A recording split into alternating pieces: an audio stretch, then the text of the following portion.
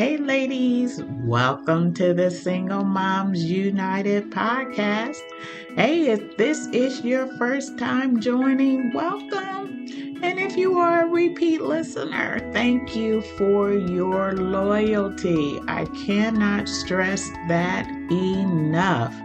I know there's so many other podcasts out there that you could be listening to, but you decided to drop by Single Moms United. And for that, I am so very grateful. Hey, I'm not going to prolong the time or anything today. I'm going to jump right into my topic.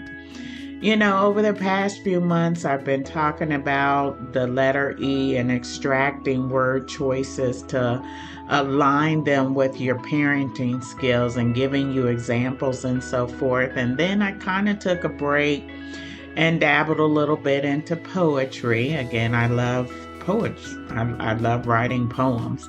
And so I started for maybe 4 or 5 weeks there, providing different poems, keeping it concise and to the point, so that I could keep your attention, and hopefully it worked. It seems like it did, based on the number of folks that have been listening. So that's a good thing, right?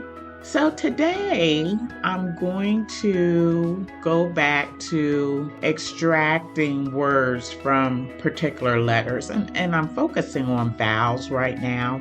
Starting today and going forward for the next few weeks, few months, who knows, I'm going to be focusing on the letter I. And there's so many words that can be pulled from the letter I. That's why I think it's going to probably take me into 2025. I don't know. We'll see.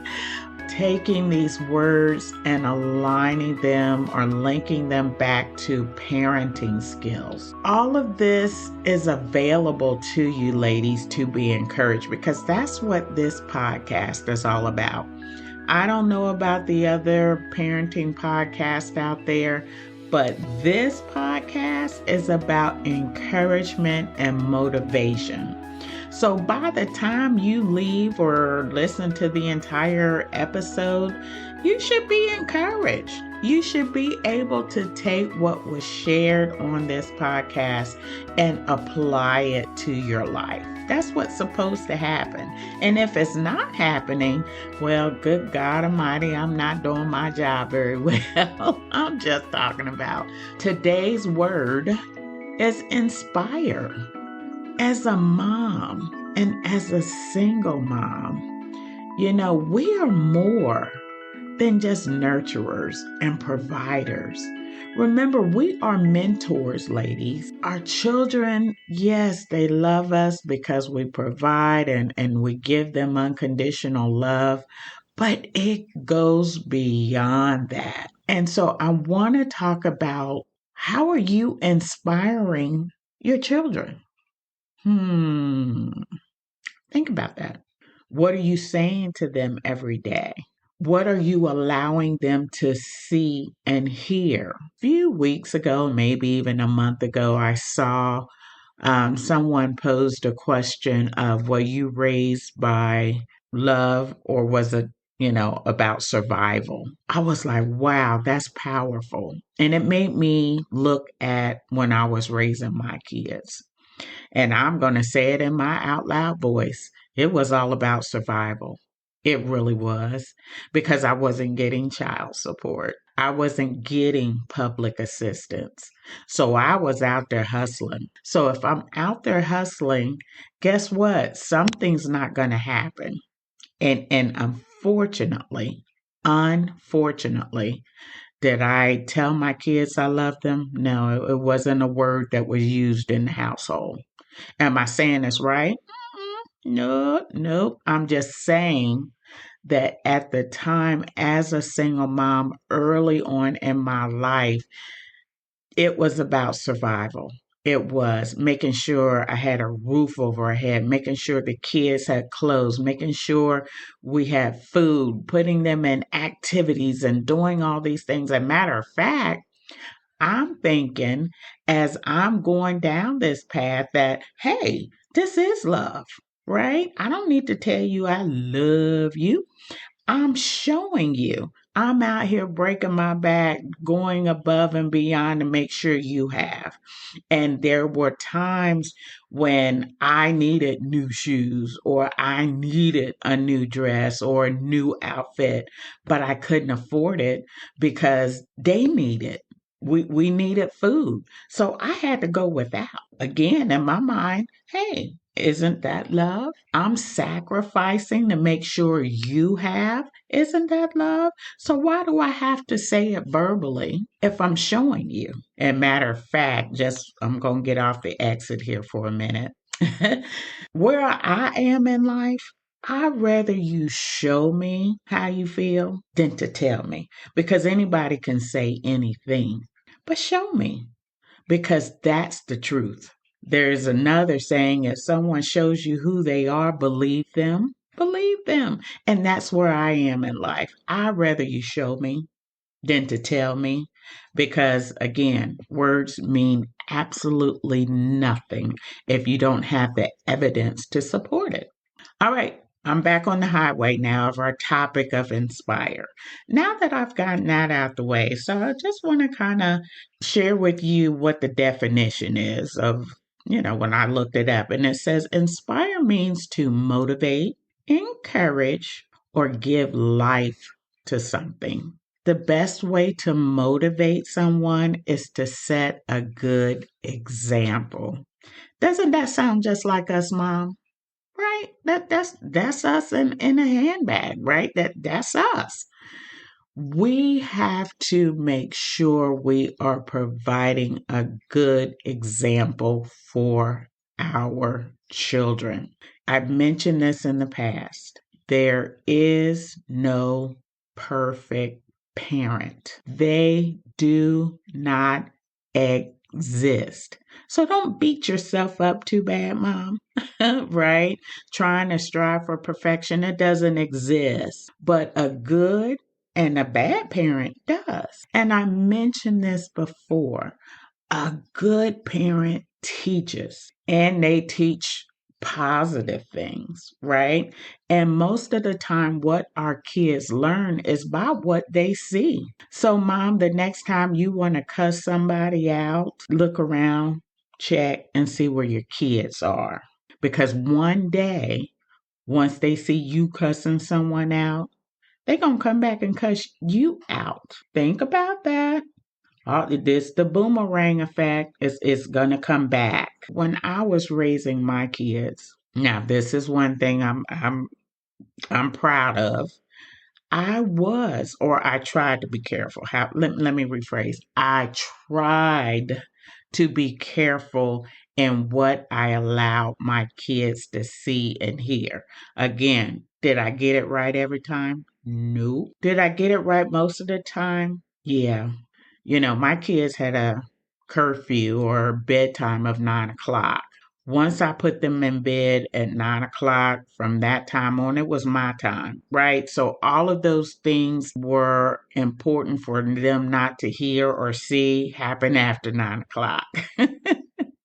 It happened after 9 o'clock because as a parent, we have to learn how to inspire and show more positive behavior in front of our kids. When we think about inspiration and inspiring someone, it's always going to be positive. We should always look for the good.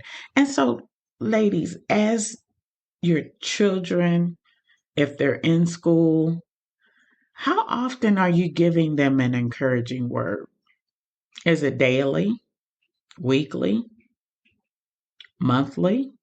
Again, in my household, at the time I was raising my kids, I ain't gonna lie, I think it was far and in between. Because remember, in my household, it was about survival. The softer side of me, or that should have been there to really go and encourage my kids, wasn't there like it should be. Now, can I say that I never encouraged them?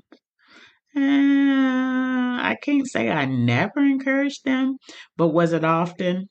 No, it wasn't often. I'm just going to be transparent. It was not often. But do I blame anyone?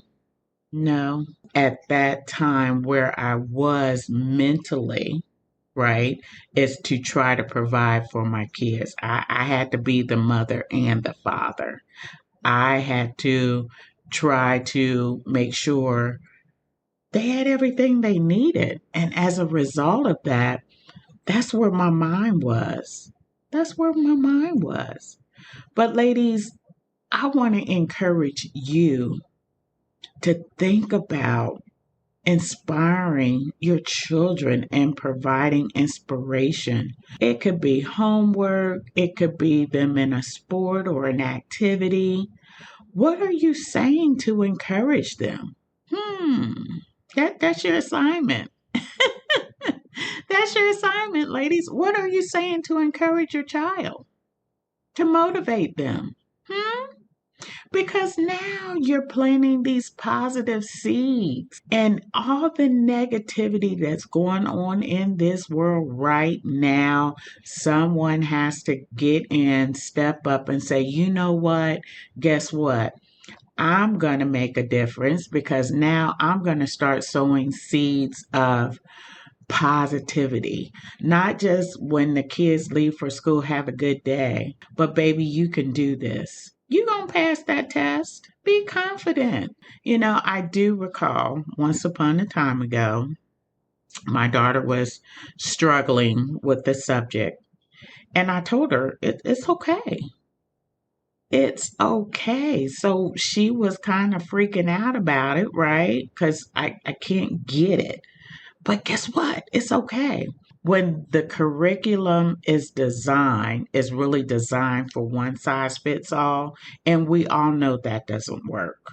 It's designed for it to fit most, but not all. Not all. That's why some students struggle. That's why they need help in certain areas, right? So one of the things I told my daughter, see if she can't meet with the teacher after class or have a conversation with her so she didn't have to feel uncomfortable when there was some type of, or whatever the topic was, she didn't understand it, and not to feel embarrassed by asking the question in front of others, right? Because people will do that, right? They will make you feel small because you don't understand something. Everybody, unfortunately, is not on the same level. Now, does that mean that she was not as smart as the other students? No, we just absorb things differently. And for me, I'm the same way. For me, even now, when I have to go through training and things of that sort, I will go back and say, "Hey, listen, that went right over my head. That's not how I learn. I learn by hands on." So if someone can come back and kind of walk me through it, let me ask a question, then take another piece, let me ask a question. That's how I learn. Whereas there's some people like, "Oop, got it." Moving on, and I'm sitting back looking like, yeah, that it didn't work for me. And that's okay. That's okay. That is the phrase that we need to put into our vocabulary on a regular basis because it's going to get us through some of those tough moments, right? But back to my daughter. So I told her, talk to the teacher maybe after the class, share with her some of the things that she's uncomfortable about the lesson, and maybe get more tips and things like that. And guess what, ladies? It worked. It worked. So now my daughter is not in a position of feeling embarrassed because of having to raise her hand or not understanding something that the teacher was saying. And you'd be surprised. Maybe your children or your child is the same way, and they're afraid. They're afraid to ask. They're afraid to come to you. And so they fake it. They just feel horrible. And all of a sudden they get sick. They don't want to go to school. I'm not, and I don't want to use the phrase on the same level, but that's probably how they feel, right? Now, all of a sudden, they feel less than because other folks are getting it and they are not. But learn to talk with your children. Ask them how their day was. Have that dialogue with them. And then go back and say, you know what, I went through this as well, right? But this is what happened. This is how you overcome this. And then, if necessary, mom, you say, listen, I'm going to talk to the teacher as well. If you still feel like you can't work it out with the teacher, then hey, that's when we step in, moms. Yeah, that's right. That's when we step in and talk to the teacher on our child's behalf.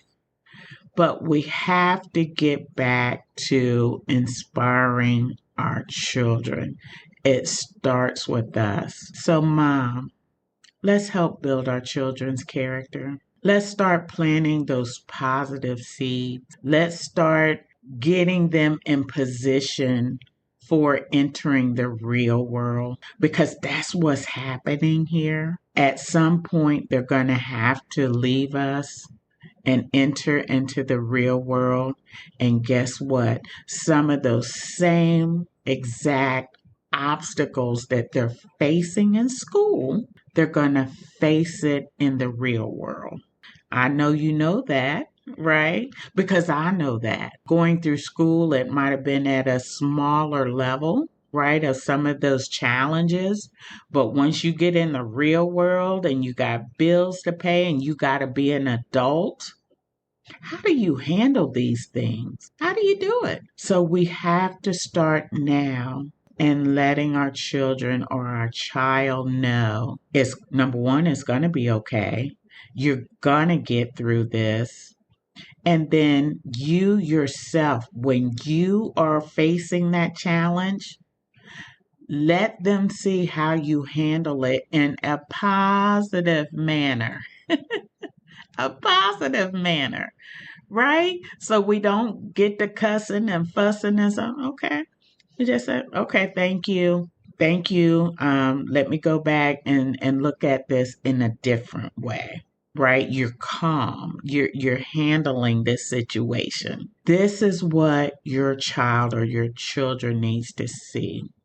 Now, one thing as I close this out, think about inspiring words, word choices that you can use, that you can share with your child or your children every day. That's wonderful. Great job.